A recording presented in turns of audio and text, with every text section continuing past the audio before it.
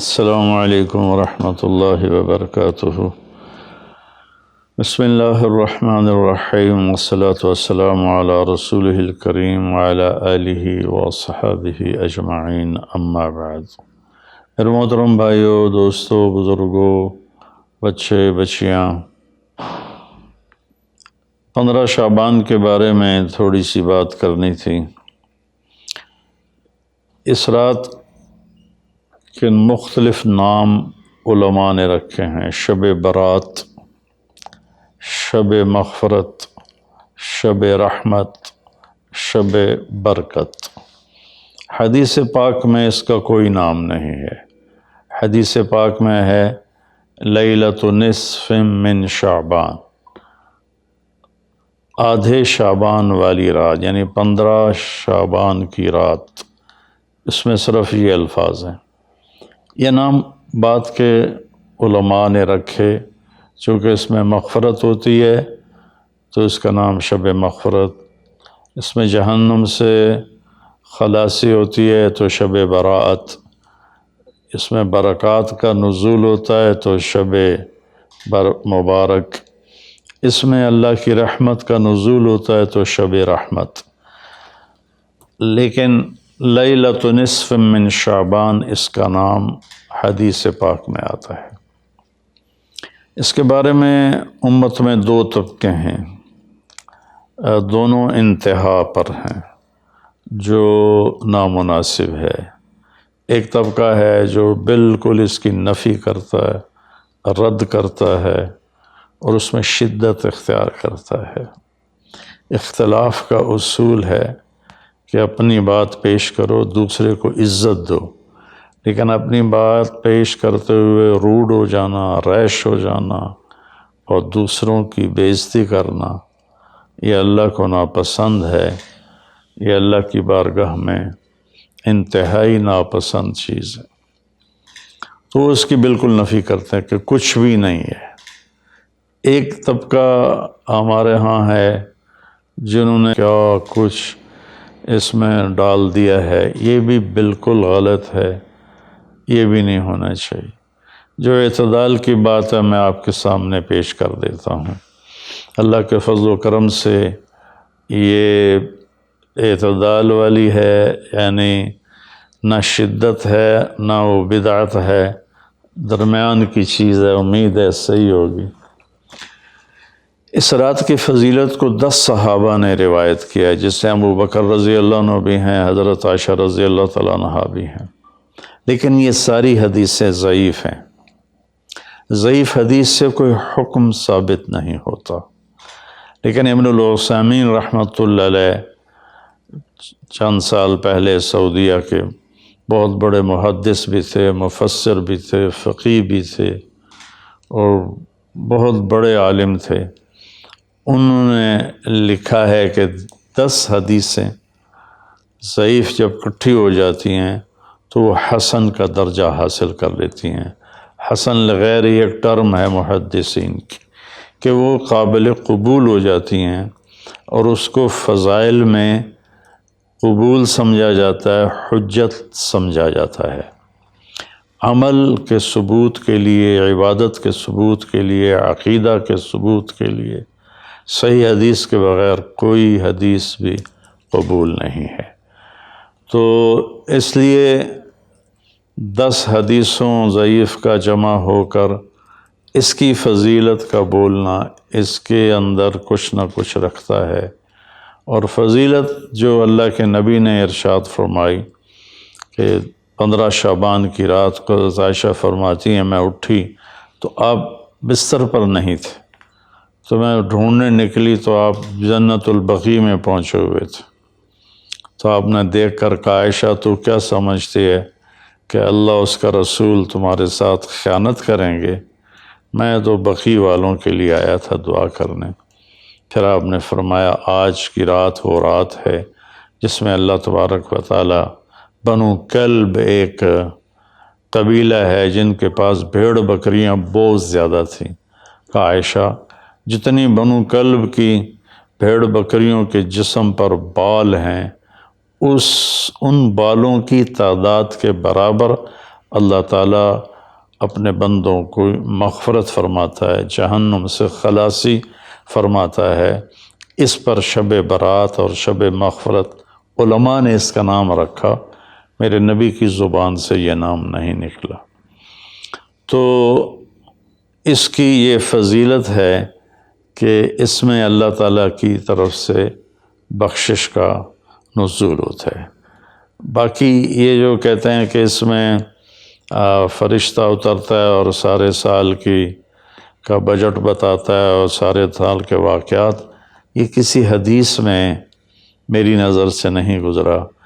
سورہ دخان میں فیہا یفرق کل امر حکیم کا جو آیت آتی ہے، تو اس سے پہلے کی آیت شب برات کی نفی کرتی ہے، انا انزلناہ فی لیلۃ مبارکۃ، کہ ہم نے اس سے مبارک رات میں اتارا قرآن پاک۔ تو قرآن پاک تو لیلۃ القدر میں اترا ہے، تو اگر کوئی کسی قسم کے اعلانات ہوتے ہیں تو پھر شب قدر میں ہوتے ہیں، اس رات میں نہیں ہوتے۔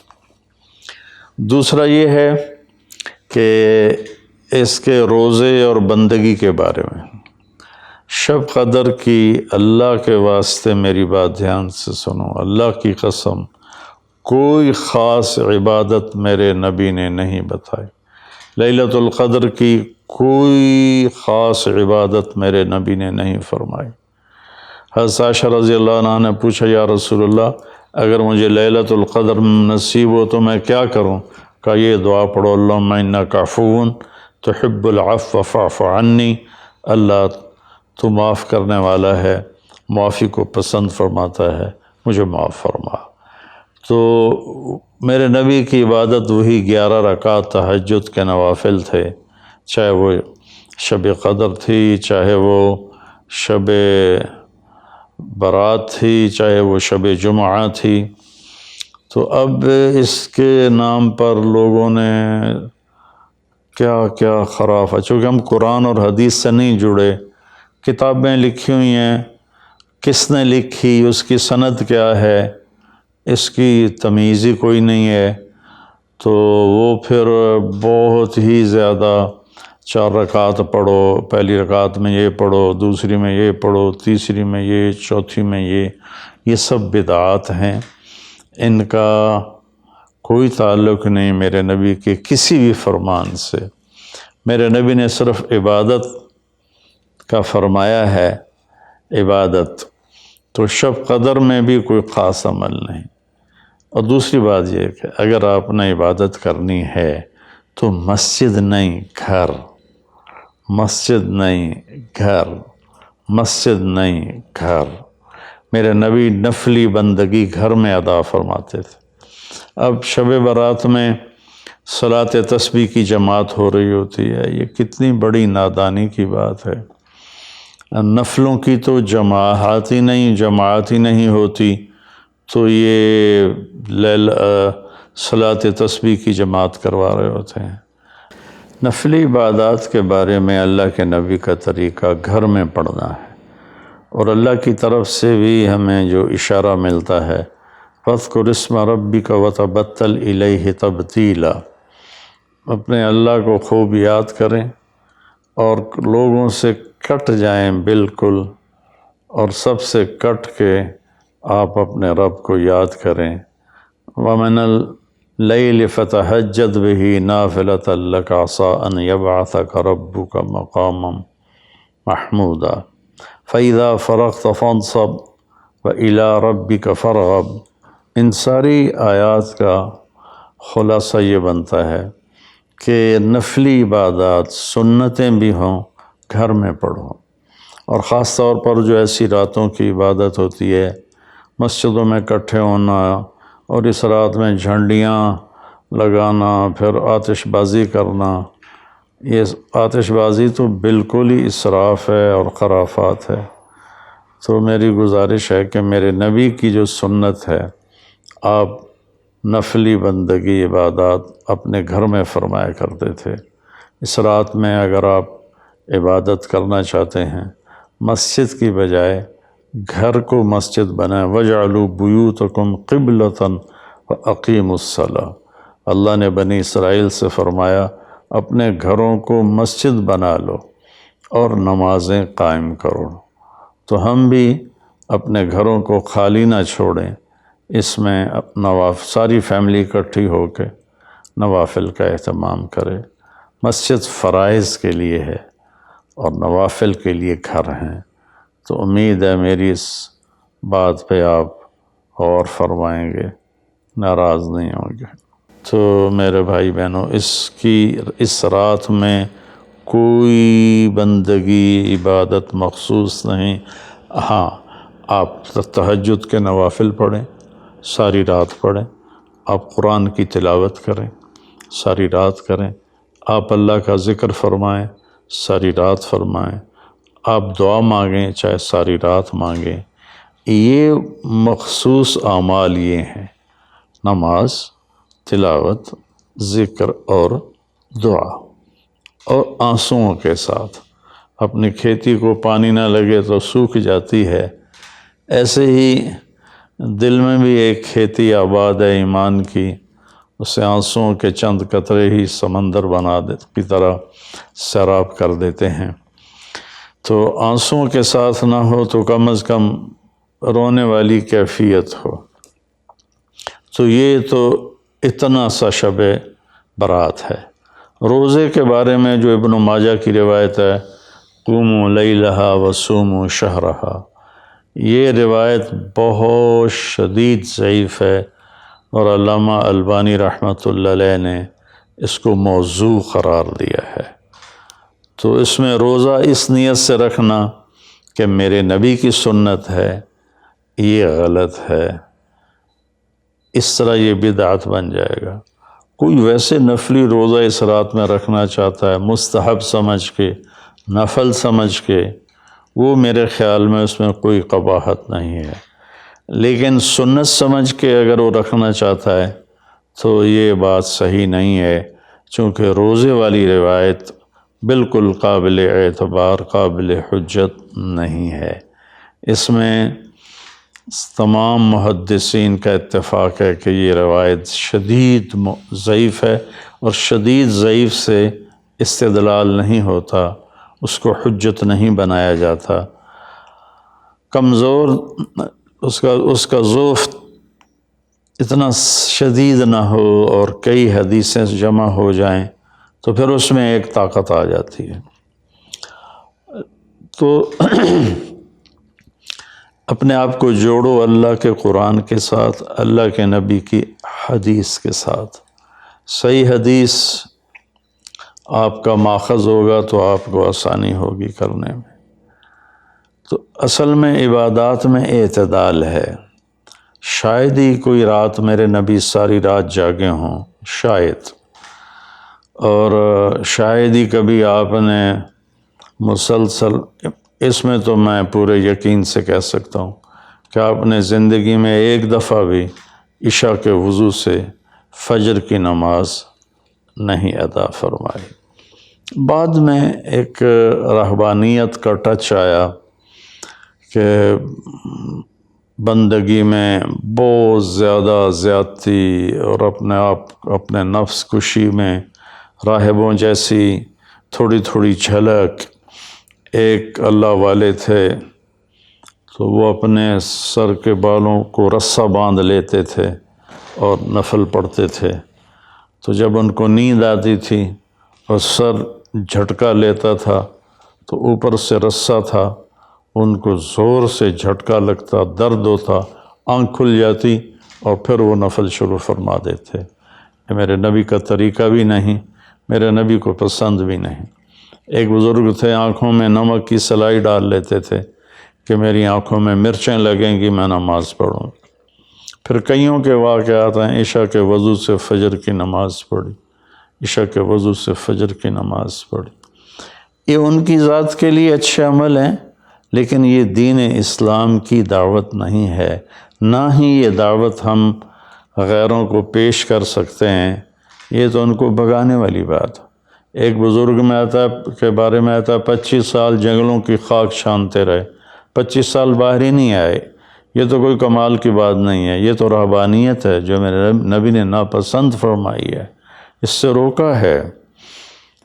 اعتدال ہے، کذالک جعلناکم امۃ وسطا، ہم نے تمہیں اعتدال والی امت بنایا ہے، نہ دنیا کی طرف ایسا جھکاؤ ہے کہ یہود کی طرح، نہ رہبانیت کا ایسا جھکاؤ ہے عیسائیوں کی طرح، تم درمیان میں ہو۔ میرے نبی پاک صلی اللہ علیہ وسلم کی زندگی پڑھو اللہ کے واسطے، اللہ کے واسطے۔ ہم اولیاء کرام کی کتابیں پڑھتے ہیں، وہ اکثر اس میں جھوٹے قصے ہیں، کیونکہ سند تو ہے کوئی نہیں۔ سند کے بغیر، سند کیا ہے؟ میں آپ سے بات کرتا ہوں تو آپ کہتے ہیں جی آپ نے کہاں سے سنا؟ میں کہتا ہوں وہ لالو ماچھی سے سنا ہے، تو کہ لو جی وہ دی کر لے تو کوئی بندہ، یہ اس کو سند کہتے ہیں۔ بھئی آپ نے یہ کہاں سے بات سنی؟